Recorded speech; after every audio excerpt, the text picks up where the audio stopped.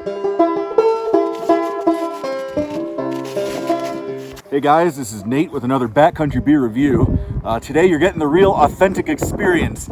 I hiked up to Manzano Peak, which is the highest point in the Manzano Mountains, and it's super windy.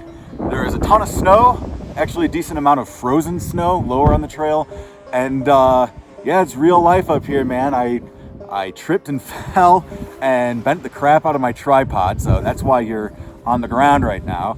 And then on top of that, probably when I fell, my little adapter for my external microphone fell out of my pocket. So I apologize in advance for the wind noise, because as I said, it's incredibly windy up here. The beer I'm reviewing today is actually a gift from my good friend Manzano Man from the YouTube channel Manzano Man Adventures. I know I've shouted him out on a previous video before, but he decided to buy me a 4-pack knowing I like beer, and I figured, you know what, I'm going to review it because I wanted to give him another shout out. So the beer that he gave me to review is by Rio Bravo Brewing Company in Albuquerque, New Mexico, and it's their New Mexico Piñon Coffee Porter. So for those who don't know, piñon nut is basically a pine nut that comes from the piñon tree, which is very common in the Southwest. And it's a very traditional New Mexican food. You see it a lot here, people selling it on the side of the road when it's in season. And one thing that's really popular is to put it in coffee. It's basically piñon coffee is to New Mexico what chicory coffee is to New Orleans. And I myself, I enjoy nice coffee.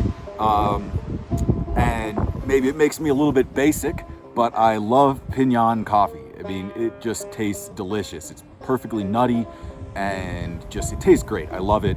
And so it makes sense to put it in a beer. Rio Bravo, congrats for doing it. Cheers, guys. Thanks for bearing with me on this very weird episode of Backcountry Beer Reviews. It's a really good beer. I mean, I don't know if it's just how hard it was to get up here and how much I wanted this beer that makes it so delicious, but it's really hitting the spot right now. Flavor-wise, what I'm getting is, at the start, I'm getting a lot of like chocolate flavor from probably the dark roasted malt, since it is a porter. But the coffee flavor is coming through very strong too. And I think they're combining together to kind of give this mocha flavor. It's very delicious. The middle third is really where I start getting the piñon, right? That's where like the nuttiness and the natural creaminess of the piñon starts to come out and give its flavors. There's a little bit of like natural sweetness too that probably is from the malts, and it just tastes really good. It's like coffee with like a splash of like hazelnut creamer.